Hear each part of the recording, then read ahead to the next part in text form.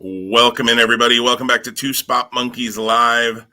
It is episode 71. I don't have anything fun to say about 71, but I'm Jim, and I am joined as always by Tom. Tom, how you doing? Awesome. 7 + 1 is 8, and we are great. Two Spot Monkeys t-shirts coming soon to whatamaneuver.net with that statement on them. Not PWTs because we don't have enough followers to get on Pro Wrestling. No one would buy that shirt anyway. Right. 7 + 1. Yes. Get the episode 71 memorial t-shirt at whatamaneuver.net or any of those.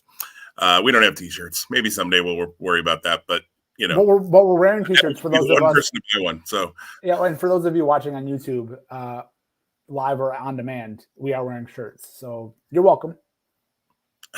We are. And that has been true every episode, all 71 episodes. That has been true to my knowledge. However, Two Spot Monkeys After Dark, watch out, baby. Look out. That'll be on a different video service than YouTube, but we'll let you decide where that's going to be. We're not going to promote those streaming services. All right. This has already gone off the rails. We're a minute and a half in. Tom, we have this little thing we do on this show. We call it Head to Head. I hope other people like it. You and I enjoy it, though. And we pick WWE pay-per-views, AEW pay-per-views, Ring of Honor pay-per-views, and occasionally other shows as we see fit. We added in Wrestle Kingdom last year. We've talked about probably not doing that this year because we're both so far behind and I got to admit, and this is an aside, here goes first rabbit hole. I've seen the cards for the first 2 nights for Wrestle Kingdom, and I know they announced the New Japan Noah card this morning, I believe, which that card's not going to mean a whole lot to me. I'm interested in seeing it, but I'm not familiar with the Noah talents. So it's not going to blow my world away by, this guy versus that guy. I don't know. Like, I need to read other people who know that stuff, like Annette and Mark and friends of ours who know those things better to know what matches I should be excited about. But the Wrestle Kingdom lineups, have you seen the first 2 night Wrestle Kingdom lineups? I did, yes. I mean, there's a couple of matches each night that I'm like, those will be good. But it just didn't feel like Wrestle Kingdom to me. So I don't know. Yeah, I'll probably try to watch them, but I don't. It's not going to be. I mean, I got to work those days. I don't work from home anymore. I'll try to watch them, but yeah, it's probably not going to be appointment viewing for me. Yeah, no, I feel the same way. Like, I think back to like 2016, 2017, and like, I don't want to say I peaked, with my desire to be engaged with New Japan as a product or as a promotion or with the talent, especially because I love Shingo Takagi without a doubt. Right. Like, it's surprising to me that because like I would consider him one of the probably top 5 in the world, that I'm not drawn more to watching and making it destination viewing. But I'm just not. So again, maybe if I was 10 years younger and in a different spot in life, I would or I could, or 10 years older or retired, or I don't know, who knows. Watch out when we're both retired and we're 2 spot retired monkeys. That's right. And we have all the time in the world to watch. Daily podcast. Yeah, right. Yep. And I think part of it is like, especially on night 1, and I'd have to look back over the cards. I'm sure it's on night 2, but they've got a couple of those 6-man tags that are just, they feel very road to, like where Wrestle Kingdom to me used to be, every match was either a title match or a major grudge or a something. And not that there aren't stories behind those 6-men matches. But I don't know. They just feel very road to when I saw them announced. Maybe I'm not giving them enough credit, but I don't know. Yeah, New Japan, for what I at one time was trying to catch everything I could. Man, I haven't watched a New Japan show in quite a while. And Wrestle Kingdom, I'm at least going to try to see, like, don't get me wrong, Shingo Okada, that's going to be crazy good. Whoever wins that match, and that would be a pick 'em for me. Ospreay against Ospreay the next night. Crazy. That'll be great too. I am very interested to see. First of all, I'm interested to see who Katsuyori Shibata faces in his first match, and I'm interested to see that match.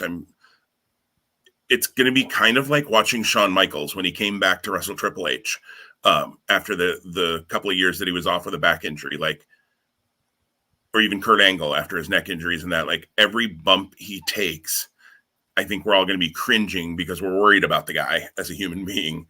And yet we also, hopefully it's true that he's not doing this if it wasn't safe. But so I'm interested to see definitely Shibata's match. I think Kenta Tanahashi will be good, no DQ, but I don't know. There's some stuff in there that I think will be fun, but all in all, sometimes spreading it out over 2 nights, which I'm kind of considering that Wrestle Kingdom and then the New Japan Noah thing. I know they're calling it Wrestle Kingdom Night 3, but that's kind of its own animal.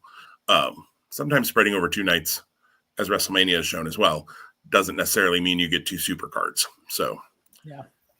But yeah, Wrestle Kingdom is going to be 2 back-to-back nights of 6-hour shows probably. So, right. Well, we were talking head to head, which and I tried to send us off in a different direction, didn't I?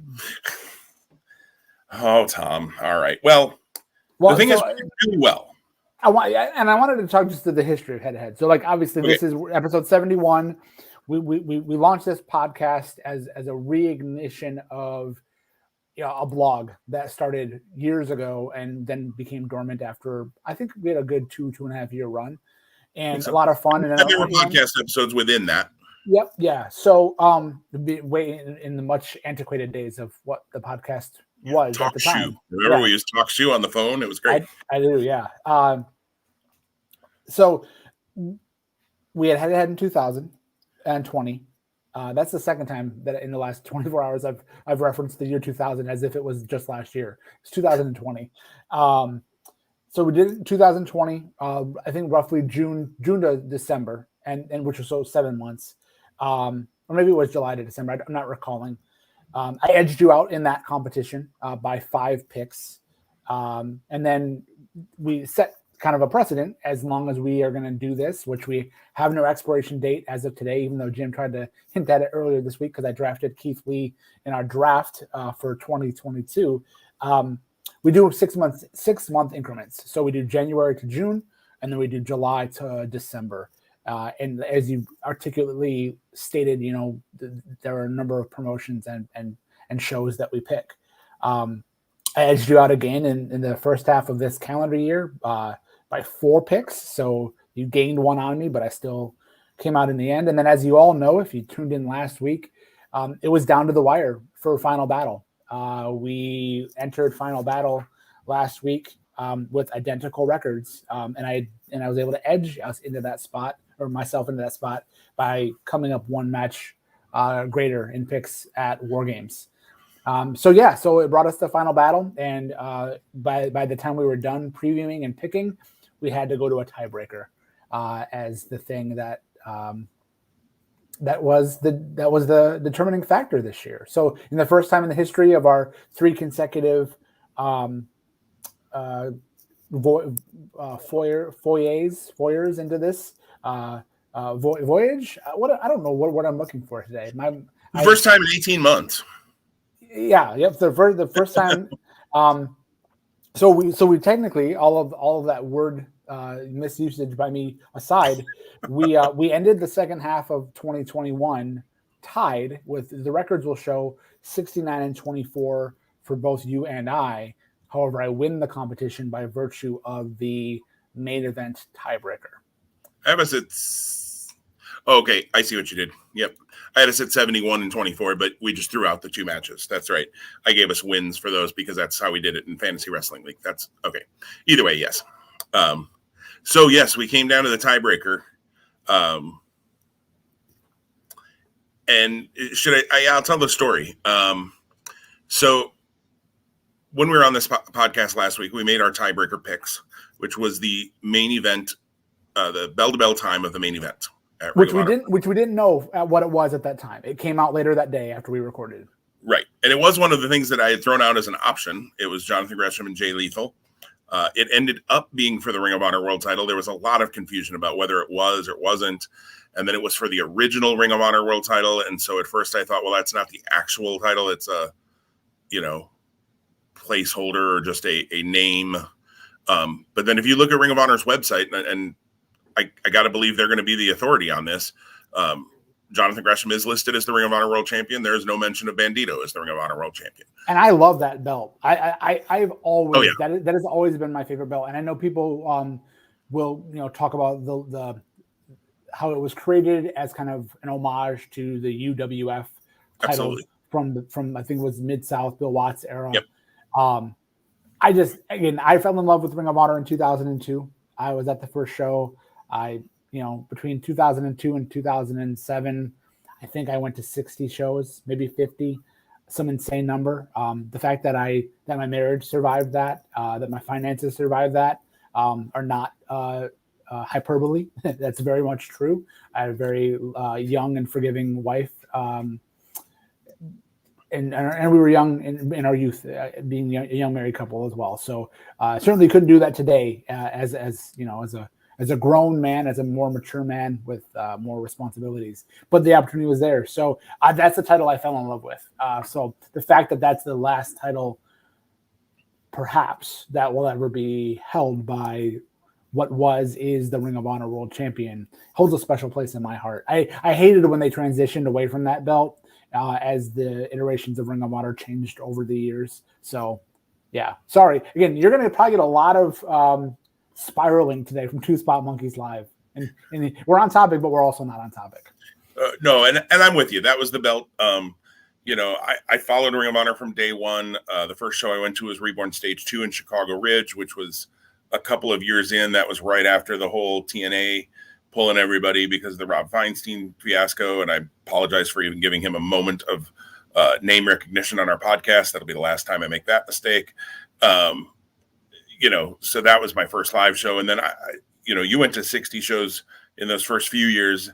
I probably have been to between 50 and 60 I was trying to count them up, and then I just got busy doing other things. And because I did find a website that had every show listed, but I'll be honest, there are some that I'm like, I think I went to that show in Chicago. I know I went to everything in Chicago until the Chicago Spectacular Night 1. I know that was the first Chicago show I missed, and I can't remember what it was. It was work related. There was a whole crew of us there too, which is so crazy. Did you come to night 2 though? I did come to night 2. Okay, so we had to have connected then. But yeah, there was a whole crew of us on that Friday. I remember we stayed in a really dumpy hotel, not even a hotel, it was like a motel. I don't know where it was. It was some suburb. And we wanted a late night food, and there was really no options. It was like a very sad moment in my stomach's life. And my memory is that my brother went to night 1. And I think he didn't come to night 2. I think there was some reason he couldn't make night 2, which was rare because that might have been the only show, or maybe one of 2 that he ever went to without me. I went to a number of shows without Ted, but we did a lot of shows together, as I've talked about before on this podcast, including last week. But at least my memory is he went to Chicago Spectacular Night 1. I went to night 2. And then I didn't miss again for a while, but I know there were some shows along the way I missed. You and I both missed one on September 15th, 2012, Kevin Steen versus Rhino. I remember being the main event. I believe it was a Death Before Dishonor, because I got married that day and you were standing alongside me at the wedding. And somehow we weren't able to escape the reception to go to Ring of Honor in Chicago. So that was a little bit of a bummer, but I got married, so I guess it was, pretty good day. You still won in the end. Yes, I agree. I did. Right. It was getting married was much better than Kevin Steen and Rhino, even as much as I love Kevin Steen, and I've always been a little bit of a Rhino fan as well. Anyways, I've gone to like 50 shows overall.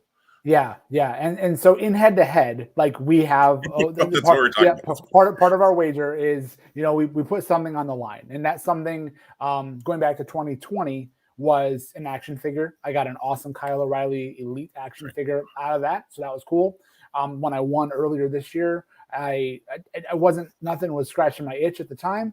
So I held on to that. It worked out in my favor because I lost to you in our fantasy football head-to-head wager, where we kind of say, all right, we're going to play X number of times across the number of leagues we're in.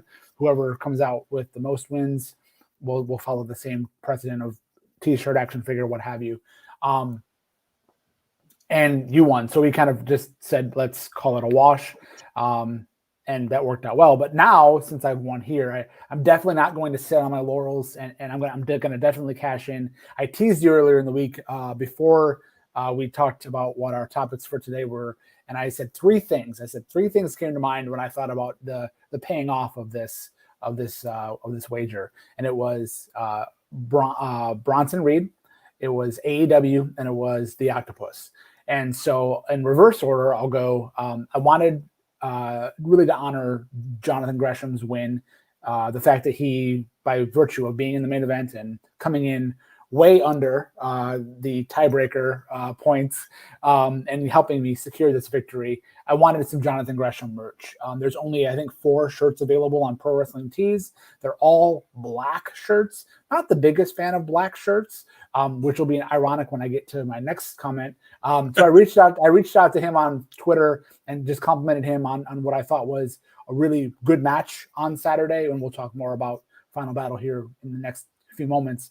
And asked if he had other merch. Like, did he have his own merch store? And he said he doesn't at this time. He goes, thanks for the support. Stay tuned. So sorry, Jonathan Gresham. I know you're not going to probably ever hear this, but I want your merch and I want more than just black t-shirts. So the fact that any wrestler isn't maximizing their merch potential in this day and age when income and from any stream would be viable surprises me. So anyway, PSA for all aspiring independent contractor pro wrestlers that are not have no merch deals. Get yourself some merch. So the second thing was AEW. I wanted an AEW t-shirt for the longest time. That is the only black t-shirt available. I mean, there are some variants of that, but I kind of want the black and gold. So perhaps the AEW t-shirt from Pro Wrestling Tees will be where I cash in. And then the third thing being Bronson Reed, that Elite action figure just came out. I know you just got it. You shared it with me before we hit record. That's cool. I'm actually running out of space for figures at my house currently. And if I add one more, I think my wife might kill me. I got 3 Funko Pops for my birthday this week. And the fact that I got 3 was 3 winces that my wife gave in my direction. So running out of space. So anyway, I won't make that decision here today. I'm going to think about it, but I was on Pro Wrestling Tees this morning looking at the AEW t-shirt selection. And yeah, we'll see. So preview or reason for anyone who's listening to come back. There will be an eventual decision made on that and communicated here and then shown or worn down the line. Absolutely. And if anything else catches your fancy, obviously something else could sneak in here too as a surprise. A lot of great figures have been shown. I mean, I did see Walmart the other day that basic Shawn Michaels where he's bald from the Crown Jewel match. So, I mean, if you want that, I'd probably get that on clearance for like $2 right now because that's a terrible figure. My brother found that in the wild and he goes, why did they do this to him? Right. I will say to flip on that again, rabbit hole. I saw the Edge basic where it's a painted green t-shirt and it almost looked like he wasn't wearing one. It actually looks better live than it did online. I will say, like, it still doesn't look great, but it wasn't as the Shawn Michaels is terrible. Like nobody needed that. The Edge is not great, but for a basic, it's okay. The green is a little darker. It doesn't quite look like just baby puke flesh on him. So, yeah, so I mean, I'm just saying it's an option. Shawn Michaels, think about it. So yes, and the funny part of the head-to-head, I shared this with Tom maybe the day or two after, a couple of days after, and then also this morning we talked about a little bit before we clicked record. Is for whatever reason, as I was watching Final Battle, I had in my head, because I didn't have my notes with me upstairs, that I knew I had picked 25 minutes and some seconds. I couldn't quite remember the exact seconds as the time for the main event. And in my head, Tom had picked 27 minutes. I think it might've been because my time was 25:17. Maybe that was the 7 that was kind of in my memory bank. But Tom had actually picked 22 minutes and 36 seconds, which is why he won, because the match itself was actually 14 minutes, 15 minutes, something like that. 16 maybe at most. I think it was like 16:30, something in the ballpark. Yeah. And so I'm in the Central Time Zone, as I think many of you know. At 9:40, when they were coming to the ring for the main event, I knew the show was on regular pay-per-view as well. So I knew they had to be off the air by 10, or usually it's a couple of minutes before that. So I knew it wasn't like a WWE Network show or other shows like that, or if it was an Honor Club exclusive where they would have whatever time they wanted because they were doing their own streaming. So I knew they had to be off the air by 10. And so I thought, 20 minutes left, I'm golden. Which the funny part is, Tom was having that exact same thought at the exact same time, although be it a day or two later, because he saw the show on tape delay, or on, tape delay, for lack of a better word. And I thought, I'm golden. I got this. I'm winning. So I was starting to think, oh, I want that Ricky Steamboat figure that's coming up. I want that Goon figure. I want, what do I have him order me? And then the next day I have a work obligation down here in the same room where I record the podcast that I need to be on Zoom for on Sundays to help with. And the note sitting here on a sticky note right next to me.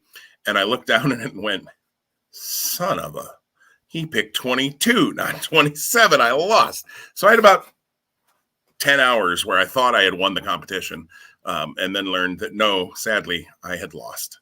And I couldn't message Tom right away because I knew he hadn't seen Final Battle yet. So I didn't want to spoil anything about the show for him, including that I had screwed this up and thought I won and hadn't. So I had to wait until he let me know that he'd seen the show to share that. So anyways, let that be a lesson that I don't know what I'm doing. But hey, it happens. I mean, I love you, brother, but I think 3 straight times of me winning also proves that you don't know what you're doing. Okay. All right. Thanks for joining us for the last episode ever of Two Spot Monkeys. It's been fun. Have a great day. All of that being said, no, it's all in jest. And yeah, we love this competition. It's part of what extends our friendship beyond just connecting generally weekly for this. Our roots run much deeper than this, but it's also fun to razz each other and to have fun with this. So we're coming right back. We're not going anywhere, despite what Jim just told you. We're running this into at least the first 6 months of 2022. World willing, Lord willing, and day one will be the first picks we make for the upcoming calendar year. Absolutely, and just looking ahead, as of right now, we have day one. There's the Royal Rumble. And then it's AEW Revolution in March would be the next show that we would pick. And then 2 nights of WrestleMania. There could be a takeover in there or a NXT pay-per-view, whatever you want to say. I would see something or other. Right. If Ring of Honor does come back in April with Supercard of Honor, I assume we will probably pick that unless they do a surprise, for who's going to be their show or something like that. But I think that would be a really dumb idea in their case. So I don't know. It'll be interesting to see what shows and what shows pop up that we go, hey, let's pick that one. Maybe there'll be a GCW show. We're scoring that in our fantasy wrestling league, and not that this podcast and that league have anything really to do with each other, except we talk about it a lot on here.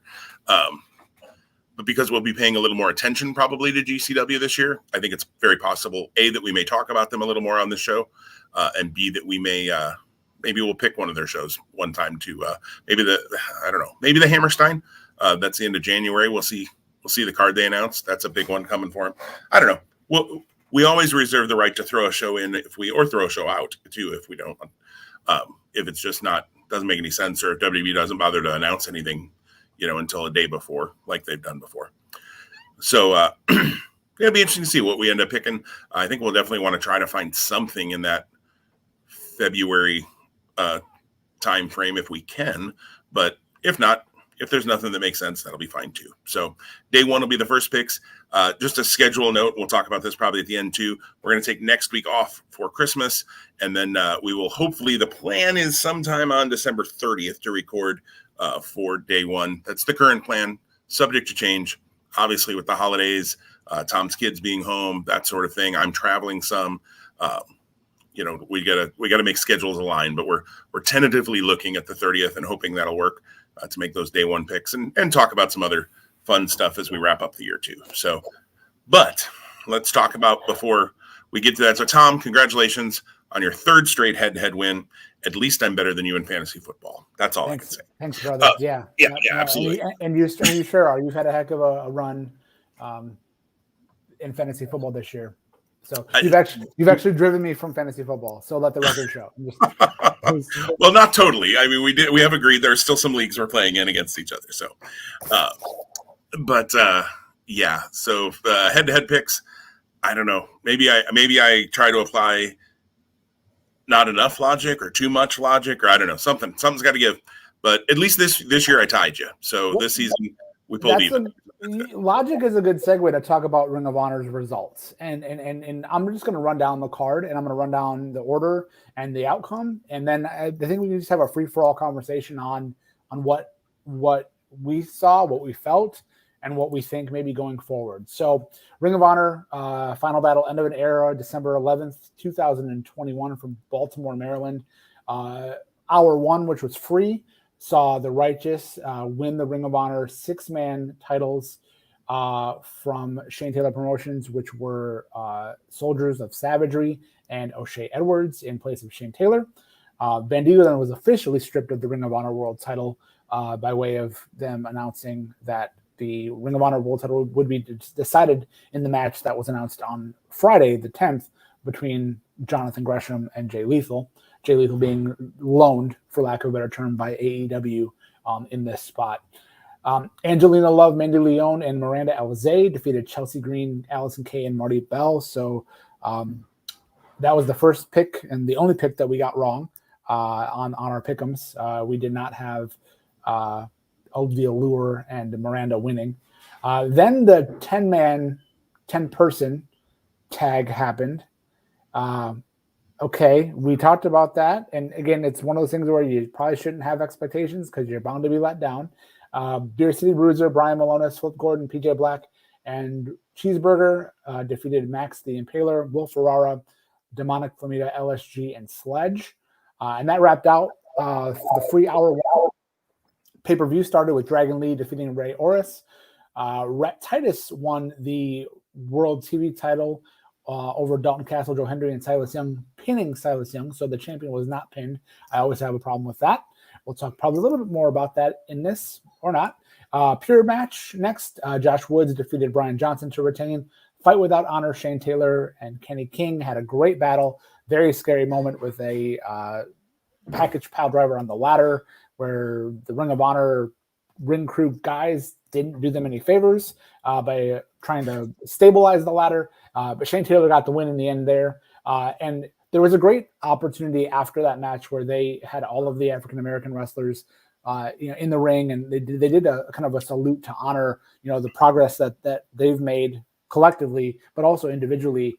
And it didn't air on the pay-per-view, which is unfortunate because they had they interspersed throughout the night former talents video clips, and that was missed because they aired CM Punk's nice comments. Roxy defeated Willow to retain the Ring of Honor Women's World title. Earlier in the night, they had actually changed the Violence versus Pure match from a 6-man to an 8-man by adding Rocky Romero to the Violence team and EC3 to the Pure team. And cost me the head-to-head. Brody King, Tony Deppen, and Homicide and Rocky Romero defeated EC3, Eli Isom, Tracy Williams, and Taylor Rust. Brody King pinned Eli Isom in that match. Very interesting, in my opinion. Semi-main was the Ring of Honor World Tag Team titles. Do we want to talk about the post-match angle there, or do we want to save that? I think we'll get there. Yep. Okay. Ring of Honor tag titles. The Briscoes defeated the OGK. Ring of Honor, or the Briscoes become 12-time Ring of Honor World Tag Team Champions, and we'll definitely talk about what happened after that match. Yes, and then in the main event, Jonathan Gresham defeated Jay Lethal to win the vacant Ring of Honor World title and close Ring of Honor, at least this chapter, or what the Ring of Honor we've known for almost 20 years, holding that original world title high as the pay-per-view and off the air. And a lot happened in between, but those were the results straight away. So maybe Jim, what were your first? What were the big things that as you watched on Saturday night really just landed with you or didn't land with you? I thought it was a good show overall. The work was good as we expected. I think all the talents, clearly wanted to go out with a bang, so to speak. And I think they accomplished that in most cases. There was a lot of conversation of last Ring of Honor 6-man tag team champions, last Ring of Honor tag team champion, which is interesting because some of those titles are being defended now in other shows. Jonathan Gresham this evening will be defending the Ring of Honor World title against AJ Gray at GCW. Roxy is defending her Ring of Honor Women's Championship somewhere, I remember seeing. She's also working an MLW show. They have not said that's a Ring of Honor Women's World title match yet against Miranda Gordy. And there was an angle after that match, which we'll talk about, I think, in more depth here in a minute, that will involve the title apparently as well. So I thought it was interesting. They kept saying last, and yet then they kept also having these things that made it seem like those titles are going to perhaps continue. So there was a little bit of a disconnect for me there. I thought Riccaboni and Caprice were on fire all night. At the end of hour one, when Ian Riccaboni is doing like the preacher gimmick, which is funny when Caprice is sitting next to him, and I need you to reach out and touch somebody and touch my hand, and he was fired up. There was no question. And I know I've listened to some interviews with Ian before. I think Ian seems like a really stand-up, nice, generous guy. And you can tell how much Ring of Honor means to Ian Riccaboni. So I have no doubt that was completely genuine. But I thought they were on fire. I thought the rotating commentator thing was fine. It is what it is. AEW's, done it. Ring of Honor's done it. WWE's done it. I don't know. I don't love it. I don't hate it. It just is what it is.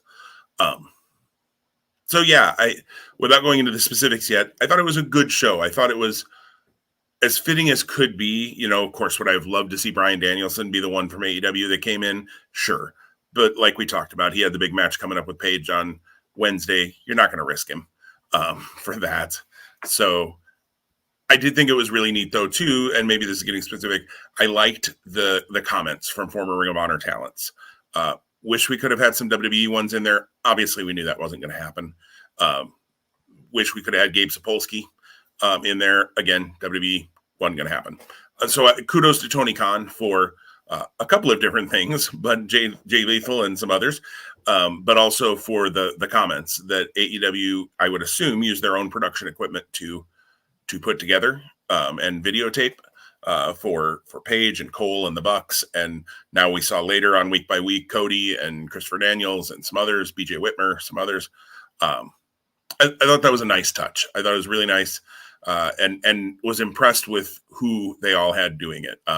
As the original guys were kind of the first few were doing theirs. Jimmy Jacobs, sent in one.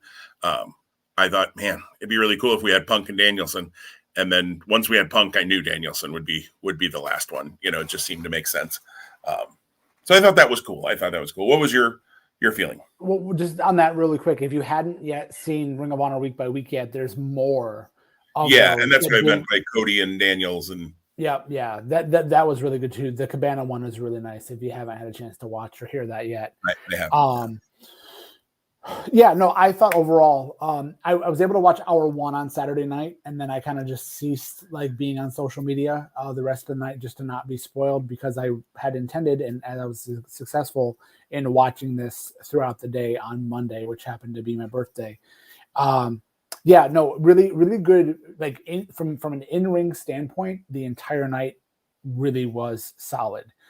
The things that I am challenged by, with all of the talk of the final, the last, what have you, were the things that leave the door open or make you or don't make you want more. And I think maybe a really good place to start would be the aftermath, just to get it out of the way, because it's not something I really want to talk a lot about, because I'm like, I cringe about it. But the aftermath of the 8-man tag. I mean, what in the world, dude? Like that's all I have to say. What in the world? So I have not seen EC3's Control Your Narrative shows. He's done a couple of them. They're pre-taped. I think they're mostly cinematic. I think. I have not seen those shows. I know that on the second one he wrestles Adam Scherr, the former Braun Strowman. The first one, I think he wrestled Cardona, if I remember right, which I think I've shared it before. Cardona does nothing for me. Even though I respect that he's reinvented himself, he still just does nothing for me. So I was not interested in that first one because I hadn't seen the first one. Didn't make me super interested in the second one. I'm sorry. I'm gonna jump in real quick. Yes, please do, because I'm not sure what to say. No. Well, so I just thought it was interesting because I when we were here last week chatting about this, I thought it. I picked the pure team to win before it got changed and got thrown out, because I thought that they would really give the chance to let Eli Isom shine. And it was kind of fun in the match where they did kind of all the homage to former talents like the Brain Buster, the Muscle Buster, things that, and there was so much more. But Brody King, who clearly has a bright future, being the guy to beat Eli Isom was a surprise to me. See, I guess it wasn't to me, and that's why I had picked Violence Unlimited, which if they just leave it alone as a 6-man tag, but I know you got to get EC3 in there for the angle. I win head-to-head. Just saying, if we leave it alone, I win. Ring of Honor, Delirious. Anyways, which, by the way, surprised Delirious wasn't in that 10-man tag, but okay. The 10-person tag, I should say. And yeah, that was just weird and disappointing, and the wrong team went over in that. But anyways,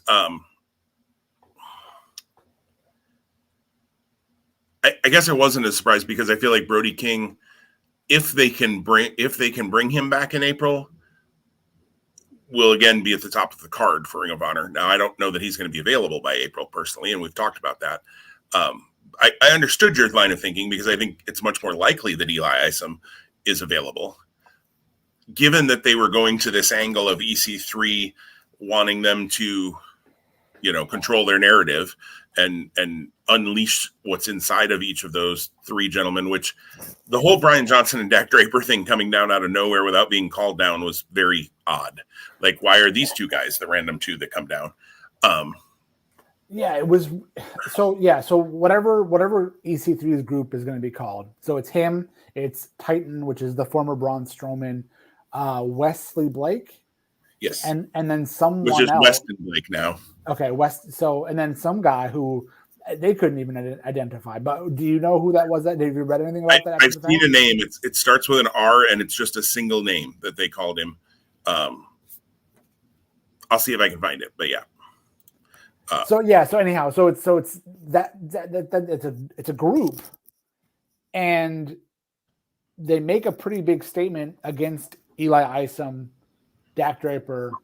I'm sorry, Fodder is his name. Fodder. Fodder. F-O-D-D-E-R. Like you're just some fodder. Yep. Like not I am your fodder. Fodder. Yeah, not right. Not Luke, I am your fodder. Yeah. Okay, yeah. So, and again, like all of the guys that they went up against or targeted are, again, I would argue, bright stars. But if there is no what comes next, like I'll tell you this: if you come back in April and you're like, all right, it's EC3 Titan and Weston Blake against Eli Isom, Dak Draper, and Brian Johnson, I'm not trying to plunk money down to watch that. Like I'm not super motivated to watch that. So I almost wonder if this was more about EC3's his next show, his next Control Your Narrative or whatever it is show, whatever they're calling those, than it is about Ring of Honor, which is interesting in and of itself. It could give those three guys another way to expose, get exposure. I almost said expose themselves. That's a different thing. To get exposure. I don't know what kind of number those shows have done. They've been available on Fight, I know, for $15 or $20. It was just if we would have listed all the people that might have appeared as a surprise at Ring of Honor's Final Battle, Braun Strowman probably wasn't on my bingo card, to be honest. He would have been far down the list. Now I will say, dude's gotten himself into crazy good shape, and he'd been working that way in WWE. He'd been trimming up quite a bit in WWE. He looks like a monster, no question. I thought maybe maybe you don't. Braun Strowman and Raquel Gonzalez have been public about their relationship being together. So I thought him using Raquel's bomb. They called it a choke slam. I'm like, nope, that was I can't remember what she calls it. But that was her power bomb variation, which I thought was. That's an oil and water combination, if you ask me. Right. I wouldn't have picked that couple, no. but congratulations to them, and I hope they're nothing but happy. And Raquel and Adam Scherr, and so I thought him using, because I knew that, I thought him using her move was a little inside baseball, but fun. For those who did know it, they could be like, oh, okay, yeah, he's taking his girlfriend's move. Which, don't get me wrong, is a devastating move, and from a guy his size is a very realistic kind of finisher move for him. I like it. That worked for me. Weston Blake, he's a pretty talented guy actually, and he unfortunately got caught up in the whole Forgotten Sons thing and Jackson Riker, and Riker lasted longer, even though he was the reason they got taken off TV. He lasted longer than either Blake or I don't remember his WWE name, but Steve Macklin in Impact, and Macklin's doing great things in Impact. So kudos to him, and hopefully Blake, either in EC3's thing, Ring of Honor, or wherever he lands, will get some exposure, because I think he's very talented. I know nothing about fodder. Honestly, he kind of looked like Harland with hair. He looked a little like Parker Bordeaux to me, a smaller version of him. But so I have no idea. Maybe he's very good too. I don't know. Yeah, it was what it was. I'm not overly intrigued to see where it goes, but maybe they can make it interesting. I will say I like Eli Isom a lot. I like Brian Johnson a lot. And I think Dak Draper's got a lot of charisma and talented in the ring. I think his match with Gresham was far better than either of us thought it was going to be a few pay-per-views back. So if it helps develop those three talents, that's a good thing. Yeah, Dak Draper not being active on this show, like in a wrestling capacity, was a little bit of a surprise to me. I'm going to take your Brian Johnson statement and segue into saying that I thought the Pure match was actually one of the best matches of the night. Mm-hmm. I was really impressed, and I thought it was a really smart match. It was really effective, underhanded tactics by Johnson in his efforts to dethrone Woods. We both didn't think that was going to happen, but there were some times I was not so sure. Mm-hmm. And I know we talked about it too. And again, he's not the biggest guy, but he's great on the mic, and he's really not bad in the ring. So I don't know where Brian Johnson lands, but I'm actually really excited to see. And that's as someone who, if you would have asked me, because he was kind of starting to emerge at the turn of 2021, I wouldn't have said I probably would have had this type of opinion of him today, but I do. So that was good, and I'm excited for both guys' future. But Josh Woods, character development wise, promo wise, isn't where Brian Johnson is by any means. No, he's not. And I agree. I thought that was a very, very good match. Not match of the night by any means. I think a couple of matches were better, but nothing wrong with it, and very good, very entertaining. Want to talk about the women's title match? Yeah. So again, like as much as we're like out of left field, the former Braun Strowman showing up, there were a couple of nice surprises, and the women's match had one of those at the end. Yeah, I had seen on Twitter earlier in the day a post that I did not click the link to find out who, but it said major Impact star to appear at Final Battle. Honestly, my first thought was Eddie Edwards. And then Eddie Edwards was the first, thank you, Ring of Honor insert thing. And I was like, well, maybe they just meant that. Maybe, since I hadn't read the story, maybe they just meant that he was going to have a little video. And I'm like, oh, well, that'd be disappointing if you made it seem like it was a bigger deal than that. And then I thought, well, maybe he'll still show up later or something. I didn't have Deonna Purrazzo on my radar. I probably should have, because it makes a lot of sense. She's been appearing a lot of different places. She's been almost kind of doing the belt collector thing, although she doesn't have the Knockouts title right now. I fully expect that to change at Hard to Kill, their next pay-per-view here in January. I expect she'll beat Mickie James for the belt. She's the Reina de Reyes champion, I think, if I'm saying that right, in AAA. Won that title at Triple Mania. And now she wants to face Roxy, and winner take all is what she said, for all three titles, presumably. She said, after I win the Impact Knockouts title again, which again, I expect she will. That's interesting. Roxy, has come a long way. She's only 20 years old. We talked about that last week. Roxy being in the ring with Deonna Purrazzo. I love that when Deonna challenged her, she had the big, almost Bailey like smile on her face from early Bailey, and like stuck her hand out right away, like I'm in. I thought that worked with Roxy's character. And at 20 years old, Roxy could do a lot worse for her development than spending a little bit of time in the ring with Deonna Purrazzo. So that's smart all the way around. I think it could be a really good match. I don't get Access. so I don't get Impact, assuming that's where that match takes place, which makes total sense that it would be. There are ways I probably can find it. They might even put it on YouTube. I want to see that match. Are they gonna do the time honored tradition of a double DQ? Let's hope not. Are they gonna put the Ring of Honor Women's title on Deonna Purrazzo? I mean, Roxy's not gonna beat her for the Impact and the AAA title, is she? Holy crap, that would be something. But are they gonna, not knowing what might happen in April, would they flip the Ring of Honor Women's title to Deonna Purrazzo? They could. That'd be interesting. That would be cool. I thought it was very cool, and I thought both Purrazzo and Roxy played their parts perfectly in this.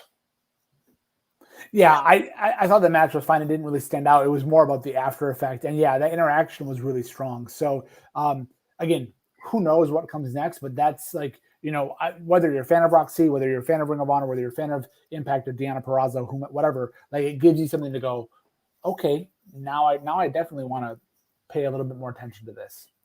Yeah, absolutely. And Roxy is somebody Ring of Honor should probably, if they're going to come back in April, have some working agreements with places like Impact to be able to use some of their stars like they were able to at Final Battle.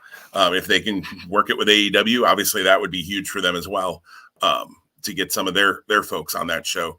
But I think that would be smart, and I think it would be the best way to make sure they can continue to use Roxy, because I think she's going to get snagged up here, depending on what her contract status is. If she's done here at the end of the year, or perhaps she's one of the ones that signed through March, that would obviously give them more time. But somebody's going to snag her up because she's a can't miss prospect. She's already very good, and she's 20. I know I keep saying that, but holy smokes, this girl is going to be a star if she can stay healthy and keep her head on straight. She seems like somebody who has her head on straight, but that's her character. So I don't know anything about her as a out of the ring personality, but if she can keep her head on straight and keep learning and stay healthy, sky's the limit for that girl. Yeah, I agree. That she's arguably one of the top prospects who hasn't been overexposed, and that's the wrong terminology, because I'd say like Dante Martin in AEW to me is very much still a top prospect. He's had a lot more opportunity in the spotlight as well, but I think his ceiling is still so far ahead of him. Yeah. Oh, absolutely, 100%.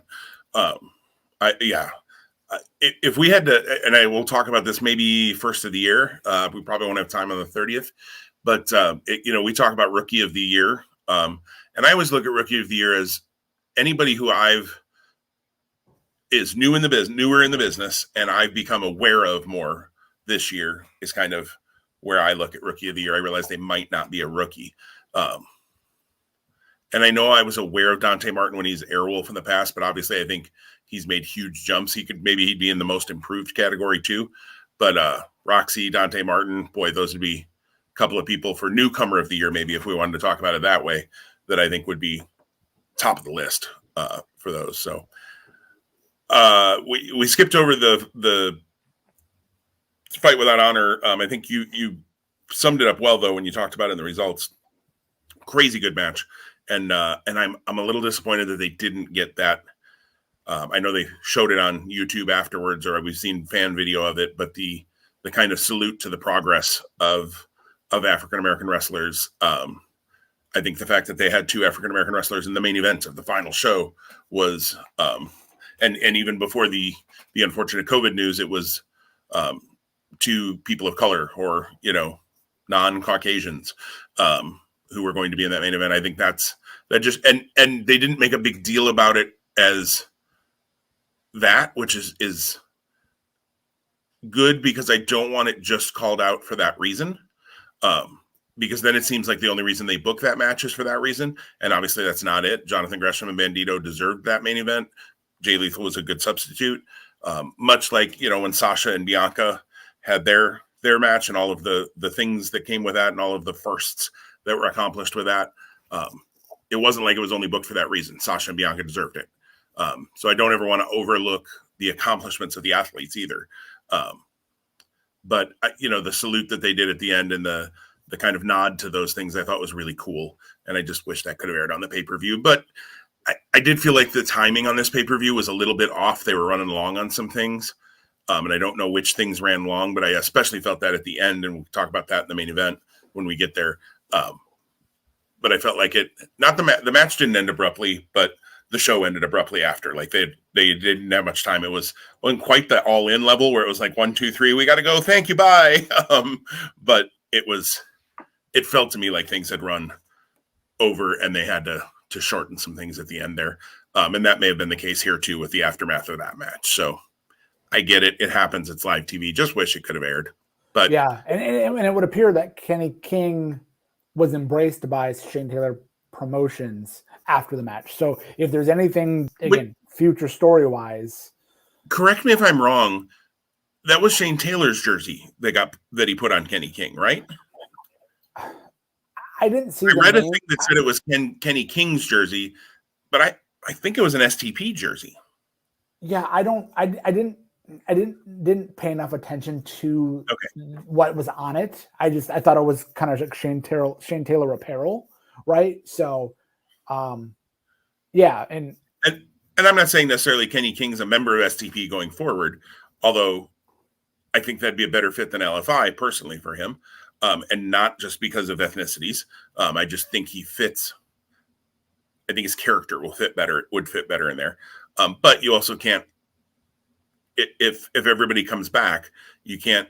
At some point that faction's going to get too big too. If they're adding too many people, and then somebody gets lost in the shuffle if that happens. So yeah, and again that the outside between the barricade and the ring package pile driver. Like before Taylor even gets up there, he calls over the guys that are ring crew or security or whatever, and he's like, "You got to secure this."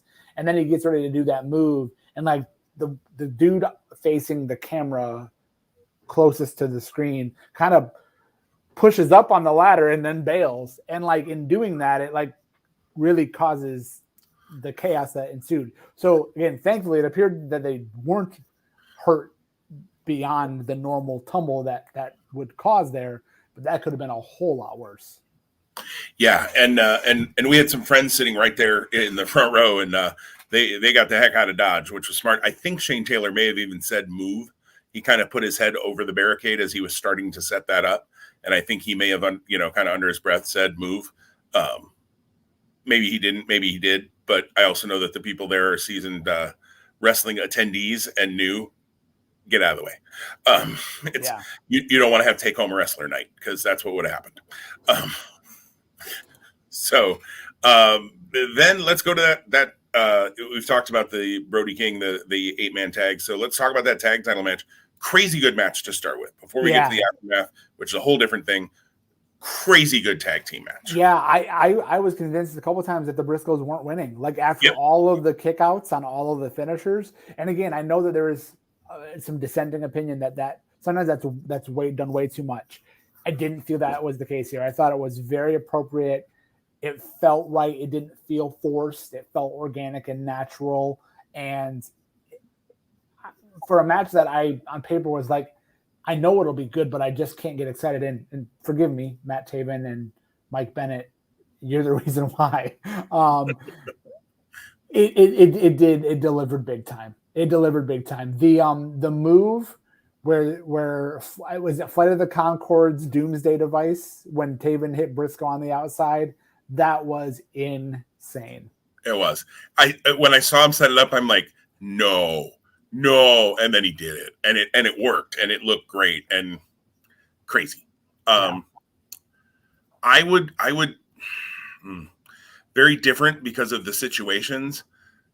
If we were voting on tag team match of the year, this would be in the conversation at least. Obviously, that Lucha Brothers Young Bucks cage match, it was crazy good too, but it was a cage match, so it's hard. That's not quite apples to apples. Just different things that can be done for a straight tag match that didn't have the bells and whistles of a cage or a falls count anywhere or fight without honor or anything like that. Man, this was about as good as you get. I loved it, and I agree with you. The OGK are for me most of the time. They're good, but they just don't wow me. Well, there you go. They wowed me. I think Maria coming out with it made total sense. I kind of laughed when they acted like it was a huge surprise because like they'd shown her earlier in the night. It wasn't like we didn't know Maria was there. She's on the board of directors for Ring of Honor. Like she's kind of been the authority figure. Now she hadn't come out with OGK obviously in years, but I just when they said, "Oh, here's Maria," and I'm like, "Yeah, that makes sense." Like water is wet and the sun is bright. But so that was a little bit like, yeah, okay. And having the Briscoe clan there was good. And then Jay takes the mic, and I think he's going to do as I'm watching it, I'm thinking, oh, he's going to do a thank you, Ring of Honor. We love Ring of Honor. We are Ring of Honor. And in my head, I'm thinking, man, I would have closed with this. Even though Gresham Lethal is for the title now, like I would have closed with this and Jay Briscoe being the one, which sounds really stupid to say, but Jay Briscoe being the one on the mic to say thank you, Ring of Honor, and all of that. I thought, man, I would have closed with this. And then he says, much like the GCW tag champs, Matthew Justice and Mance Warner had said at the GCW show a couple of months back before Briscoe showed up, if there's any team out there that wants to challenge us. And I went, and the lights went out. And I didn't know who to expect. I'm trying, literally as I'm watching it, like teams are running through my head. And I'm like, and I'll be honest, the right team didn't go through my head. And then the music hit, and it hit weirdly. Like, I don't think the production on that was quite right. Although I love their new music, the whole Midnight Express homage, and I love it, love it, love it. And when those lights came back up and FTR was on the ring, like my wife didn't understand why I went, holy crap, but I did. I was by myself, so it was just me and the dog. So yeah, it worked out. Did you wake the dog up at least? With your reaction? I had a very similar. She looked at me and she's like, "What's wrong with you?" Right. Everything all right? All right, cool. Yeah, no, that was great. I do agree. The production was a little goofy, but yeah, that was hot. And I thought it was going to be FTR when the lights went out. Who did you think? I'm interested to know. Teams went through my head. Penta and Ray went through my head. So why FTR didn't, I don't know. The Bucks went through my head. So I was in the right company for the most part. Yeah. I don't know if anybody. I thought of the Second City Crew. Second City Crew, is that what they call themselves? Second Gear Crew. Second Gear Crew. I knew that didn't quite sound right. But Mance Warner, I know, broke his leg a month ago or so. So I knew it couldn't be Mance. And honestly, I think I know one called Manders is in that group as well. They crossed my mind, but I thought, is the crowd going to know who they are? If it comes back on, it's Matthew Justice and Manders. Like, I've heard of them. I've seen a few things from them. It would be cool, but is that worthy of a lights going out, lights going on moment? Because to me, the lights going out and on moment, it's got to be Malachi Black from AEW, or it's got to be, and that actually crossed my mind. Malachi Black and Brody King crossed my mind when that, and I know that wouldn't fit in Ring of Honor lore because he's part of Violence Unlimited, Brody King, but Malachi Black crossed my mind as could it be Black and King? And look, sign me up for that match if it ever happens with the Briscoes too. But yeah, I didn't think, for whatever reason, I didn't think FTR. I should have. I mean, the minute they came up, I'm like, well, duh. And I knew they'd like exchange some Twitter banter in the week prior, so I should have known. But it was kind of fun that I didn't actually, because then when they came up, like I probably had an even bigger reaction because it was like, and my immediate thought was take all of my money. Yeah, now. and the brawl they had, like that. I mean, I this is something where they have to touch, they have to get physical before they finally get in the ring for the first time. And that whenever and wherever that match happens, like that's destination viewing. And I'm going to guess it's not going to happen before the end of 2021. I could be surprised. I haven't seen everything. I haven't read everything that's happening this week. So if it does happen in the next 14 days, so be it. I don't know where and how or when in 22 that comes up. But good grief, if you're not a fan of tag team wrestling, or if you are a fan of tag team wrestling, stop what you're doing and get to wherever this match is happening. It's going to be amazing. And I'm really excited. I think we know FTR and their story and how underutilized they were, even though the cream still rose to the top in NXT and WWE. And then now this is their kind of like really their opportunity. The Briscoes have been so loyal to Ring of Honor for 20 years and just dabbling in GCW as of late, probably because the writing was on the wall with Ring of Honor. But now this opportunity and whether the Briscoes become contracted talents to AEW or they freelance and they still come in. I could see Tony Khan going, no, guys, I want to lock you up. But they have a lucrative family business. I don't know how lucrative chickens are, but I'm guessing they are. As a regular egg eater myself. I was going to say, I've heard that they do very well for themselves with their farming. So that has to be, I think that's part of why they've remained in Ring of Honor and never have kind of gone to a bigger, quote unquote, bigger promotion. Not that Ring of Honor wasn't that, but man,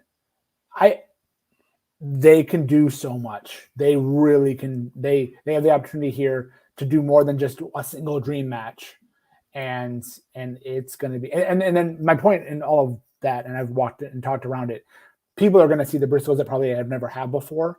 And that's the exciting part, in my opinion, because they are absolutely amazing. And I think when you pair them with the talents, the level of Dax and Cash, woo, baby, watch out. Yeah, I'm with you on that.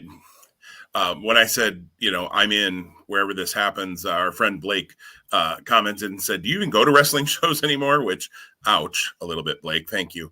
And no, I haven't been to a wrestling show since Dallas in 2016. Is that right? 16? Yeah. And I wasn't saying that I would physically be there, although I would love to be. It probably won't work out is my assumption. If I can, I'd love to be there physically, but I'm guessing it's not going to happen in Omaha, Nebraska. But yeah, I will be watching it. If it happens on Dynamite, that'll be a spoiler-free. Take my Facebook and Twitter off the front page of my phone so that I don't click on them.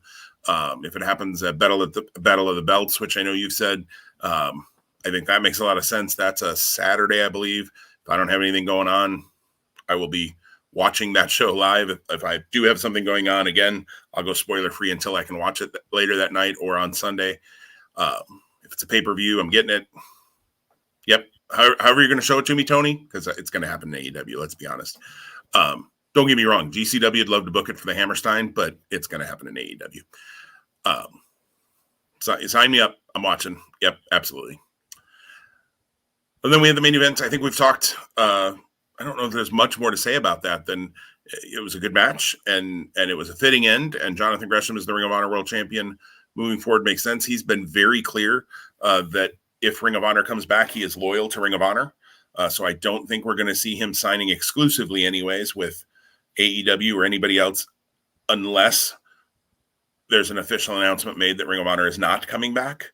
In which case then, he may do his own thing. He's got his Terminus show coming up in January, which actually in the end was supposed to happen in November, actually. I listened to an interview he did with Sean Ross Sapp and Baron Black, who is a close personal friend of his, and I believe was the gentleman who jumped in the ring with Jordan Grace there at the end. I know Black's been on AEW Dark, and I have to admit, I don't think I've ever seen a match of his because I don't watch Dark and Dark Elevation. But Black and Gresham are the two running Terminus. They were supposed to do it in November, but then Gresham got booked for the NJPW Strong card, so it was the same weekend, so they ended up moving it. And he said in the end it probably worked out better, especially with just the way everything's gone with Ring of Honor and that. I am very interested in Terminus. They had a poll up about whether they should stream that first event. I gotta believe it's one of those things where they're just trying to build support. Like, I gotta think they're gonna stream it. I gotta think it's gonna be on Fight or something. Yeah, how do you not do that on Fight TV? Right. Yeah.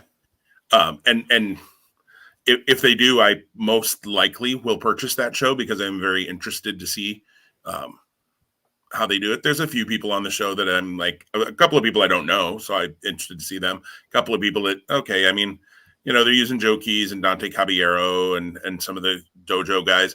I mean, I am interested to see them, though, outside of the Ring of Honor booking. So this is Gresham booking them the way Gresham would book them. So I think that's interesting. Moose in a grappling situation, I think, is strange, but okay. I'm willing to see it.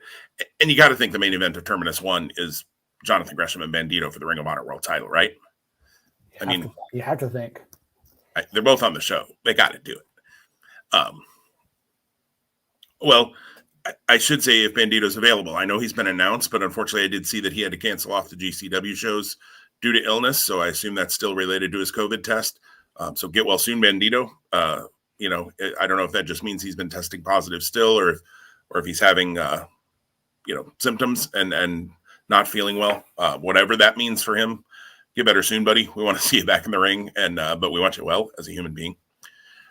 I don't know, fitting into Ring of Honor. Yeah. So as it closed with the graphic, it appeared to me, and I wonder how you feel. Did you sense like a shift in the graphics that were there? Okay, so the color scheme changed. Yeah. And honestly, my first thought, Tom, because it went to a more pastel color change, was ROH 2.0. I did not think that, but you're not wrong for thinking that. Okay. The colors went lighter, and I was like, "Oh God, it's 2.0." Yeah. So all of that connected back to, like, again, now we don't know what the future holds. We know they've committed, and however you define the word committed, to Supercard of Honor in April. I thought it was interesting they did not announce the date on that video. Since they said April, I thought it was strange, since I've read that they have a venue booked, so they've got a date. I just thought it was strange they didn't say April 5th or whatever. If I can wave a magic wand, Wednesday, the 23rd of February is kind of the 20th anniversary of Ring of Honor. If we get nothing between now and then, that I'm fine with that. I know we're gonna have new TV this weekend, new TV next weekend, and then. Did you see the card for this week? Dude, I don't even want to talk about it. Yes, I did. Yes. Why? You tell me, right? I mean, just do your Christmas episode this week and be done with it. Then this is a pointless week. I'm not even going to watch it. No, it does seem pretty pointless. I agree with you. Dak Draper, though, challenging for the pure title should be that's worthwhile. Is it a pure title match? It is. Oh well, good. Then I get some points, so that's okay. Always about the fantasy. Always about the fantasy. That's me, Fantasy Jones, as Taz would say. But yeah, so if Ring of Honor gives us nothing until like on or around February 23rd, I think it'll be very fitting to go, all right, remember we told you, here's the actual event. Like, and again, whenever the date in April is, releasing tickets around 5 weeks before, 4 weeks before, and then kind of teasing some talent would make a lot of sense. Again, that's like the history, like, and the connection to the past for me. And again, there may not be any of the past in the future. So I peeked at the calendar and thought that'd be fun. That'd be like a nice homage to those of us who've been around. Yeah. Tom, I think your mic's hitting your zipper, by the way. There's a little scratchy scratch going on there all of a sudden. Anything else on Ring of Honor? I know we've kind of hit everything, I think. No, for what it was, very, very happy, very pleased. I will say, very enjoyable. Nothing to really go down the road on this, but the Allure and Miranda Alizé, I mean, I guess I get it. Mandy Leon's been there forever, but I don't know. Putting them over Chelsea Green seemed weird. We don't need to close on this, but yeah, it felt like a participation ribbon for Mandy Leon. Yeah, it did. In my opinion, it did. And I've seen people say like, "Oh, it's so good they gave her the win," and I'm like, I get it, but I don't know. I just think there was more in Chelsea winning. But again, Mandy Leon much more likely to be there in April than Chelsea, perhaps too. So, Chelsea could be there, but Mandy Leon, has been around a long time. So, anyways, let's move on to the last thing we're going to talk about, which is not wrestling. We're going to pivot off of wrestling and talk. Tom, you have these, so I'm going to ask you to run down them, but we wanted to look back at our NFL picks. We are now in week 15 of the NFL season. At the beginning of the season, we made some picks, and we predicted our division champs, our wild card playoff participants, and then our Super Bowl, I believe, and the winner. And I just thought it'd be fun to take a quick, couple of minutes here and just talk. Who did we predict? And Tom's got that information to run down. I didn't get a chance to go back and look at it. So I'll be surprised as I'm writing them down here and you tell me how we did. And then just talk about maybe for a minute or two what we think went right or wrong in our picks. I know I have one for sure that's very wrong, and I can talk about that. But Tom, remind me what we did. So I only have the division winners and the wild cards. If you recall, we got so excited about that conversation, we actually came back the next week and made, I believe, the Super Bowl picks. So I didn't listen to the episode that followed up. I think I remember my Super Bowl pick. I think I remember mine too. But I did not go and verify that with the tape. Okay. So here were our picks in the AFC. I picked Buffalo to win the AFC East. I picked Cleveland to win the AFC North. I picked Tennessee to win the AFC South, and Kansas City to win the AFC West. My wildcard teams were Baltimore, the Chargers, and Pittsburgh. So I'll pause there and just say, for division winners, it looks like I have a really good shot at 2. The other 2 are not out of the woods, but they're also not necessarily on the right trajectory, and that being Cleveland and Buffalo. I do think that Baltimore and the Chargers will make the playoffs, maybe as wildcards, maybe as division winners. Last night, KC did defeat the Chargers on the Thursday night primetime game, so KC has definitely created some distance there in the West. Pittsburgh looks to be my poor pick there in that scheme. Again, the one team, actually one of the 2 teams in the NFL that's given the Lions, my Detroit Lions, a bright spot this year. For you in the AFC, you also had Buffalo, you also had Cleveland, you also had Tennessee, you also had KC. So we matched each other in division winners. So very interesting at the time that we both felt that way. We talked a lot about Cleveland's defense, which I don't think has been a bright spot.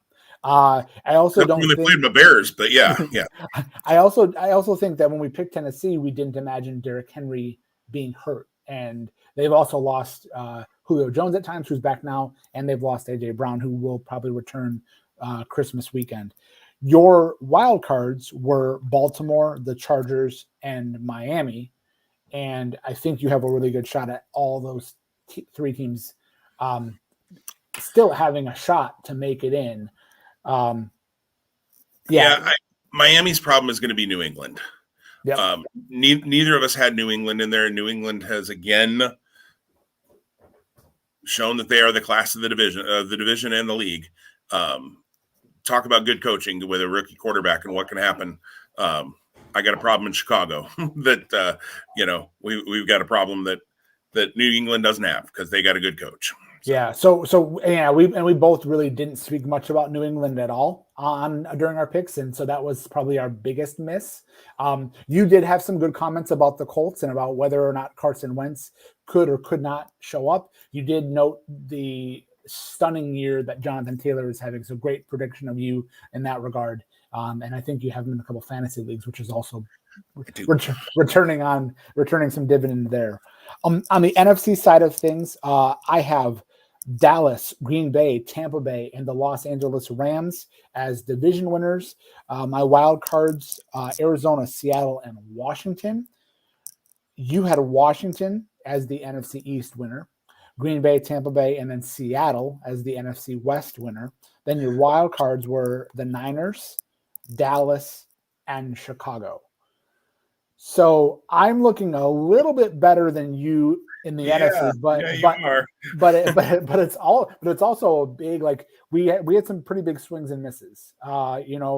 Me having Seattle as a wild card, they have an outside shot still. They're not eliminated yet, but that's a big miss. Washington's 3 games back of Dallas right now for the NFC East lead. I don't think they're eliminated, but no. And I'm just reading 9 minutes ago, Washington places Taylor Heineke on the reserve COVID-19 list, could be forced to start Garrett Gilbert this week. Right. And what's eating Gilbert Grape? So great. That doesn't help my hopes of them catching Dallas at all, does it? Yeah. And again, I'm a Seattle homer in a way. That's kind of like my second favorite team in the NFC, despite the fact that I still unfortunately claim my allegiance to the Lions. Some things never die. You had Seattle winning the NFC West, and when you look at the NFC West now, and you look at Arizona and LA, and they've split their tiebreaker. So these final 3 weeks of the NFL season really might shake things up, depending. And I haven't compared who they play. I know Arizona actually has Detroit this weekend, so the Rams have already defeated the Lions. So I expect Arizona to win. I think the Cardinals have already defeated the Lions too, and they haven't even played yet. So thanks a lot, Jim. And on that note, you picked the Bears to make the playoffs. So tell me more about that. Yeah. I really had hoped this year that with Justin Fields at quarterback, the Bears would take that step forward offensively. And Justin Fields has shown flashes. I think Justin Fields has shown growth. I think Justin Fields has shown that I think, with good coaching, can be a good, maybe great quarterback in the NFL, but at least good. He makes rookie mistakes. He's a rookie. Shocking, right? But man, the coaching in Chicago has been so bad. Last week, I'll just take last week. They were leading that game against Green Bay at halftime on Sunday Night Football. You're leading the Packers. The first thing you want to do is keep the ball out of Aaron Rodgers' hands. So you run one play with David Montgomery in the second half. One rush. What are you doing? Like, it just, and there have been things all year. Like, you're down 11 in the fourth quarter, fourth quarter. You're down 11. You're at the 40-some yard line. It's 4th and inches. You punt the ball. No. Go for it. For the love of Pete. Holy Pete's, Hokey Pete's, whatever it is we keep saying on this show. Matt Nagy's got to go. I don't know. He seems like a decent enough guy. Maybe I'd like him as my neighbor, but I don't want him as my head coach anymore. He's clueless, unfortunately, and he's got to go. There's a lot of talk about who could be coming into Chicago. There's a lot of talk about if it's going to be in the front office, if there's going to be shakeups, if Ted Phillips will stop being the president, which, yes, stop having an accountant as the president of your football operations. Stupid. Get somebody who knows football. Clearly he doesn't. The McCaskies are very loyal to people they like, and I like that about them as human beings. But you're running a football team. Get people who know football. Look, keep your friends. I mean, give them jobs in the company. I don't really care. Have them over for Christmas dinner. I don't really care. But get somebody who knows what in the world they're doing running a football program. So I hope there are wholesale changes coming to Chicago. I still stand by my statement that I think Justin Fields can be a good to great NFL quarterback. But they got to get some coaching around him. And again, to go back to New England, look what can happen. It isn't like New England. I mean, their wide receivers aren't, Cincinnati's group of wide receivers. I mean, it's Nelson Aguilar, it's Jacoby Myers. It's, their running backs, Damian Harris, Ramondre Stevenson. I mean, they played well, but they're not household names. Mac Jones has come in and he's made some rookie mistakes. He's a rookie. He's done some dumb stuff too. But they have a coaching staff there that knows how to work and knows how to play to the strengths of their team. And they're like 9 and whatever because of that. Meanwhile, you have a coaching team that doesn't have a clue what to do with Justin Fields. I'd love to see Ryan Day come in from Ohio State. Now, that's a little bit of a, it's a catch-22 because he knows Justin Fields really well. And then the first time something goes wrong, everybody's going to be like, oh, that was a terrible idea. And Chicago, as much as I love Chicago, is one of the worst markets for doing that kind of stuff. The sky is always falling in Chicago when it comes to the Bears or the Cubs or the Bulls. So there's my statement on the Bears. Fire Matt Nagy. That's hashtag free Bandito and fire Matt Nagy. Well, and we're up against a kind of a hard stop here for me, so I apologize. I lost track of time. I will just make a couple, and we'll come back when we come back for day one, and we'll bring our Super Bowl picks back then. We'll have more NFL to have happened, so we'll either be more right or more wrong. So let's hold on those. But I do want to just say before we wrap up, with 3 weeks left in the NFL season, 13 of 16 teams in the AFC are still alive for the playoffs, and 15 of 16 teams in the NFC are still alive. That's pretty unbelievable. Including the Bears. Including the Bears. So, I mean, mathematically, they need a lot to go right. I don't want them to make the playoffs, though, because I'm afraid they'd keep Matt Nagy if they made the playoffs. So, and this isn't Scott Steiner math, so who knows? Right. So, who's the one team in the NFC that's eliminated? You know. All right. Well, hey, it's been great, Jim. Thanks for a great year. This isn't our last of 2021. We'll come back, but we'll be talking a lot of 2022 in our next year. So, listeners, participants, followers, whatever you are, We have ribbon whoever Santa. whoever you are. Thank you. Happy holiday. Happy New Year. From us, Two Spot Monkeys Live. We appreciate you. Enjoy time. Stay safe. Stay healthy. And we will see you with day one picks almost on day one of 2022. Absolutely. Annette said, Merry Christmas, monkeys. Merry Christmas back to you, Annette. And I echo everything Tom just said. Merry Christmas, everybody.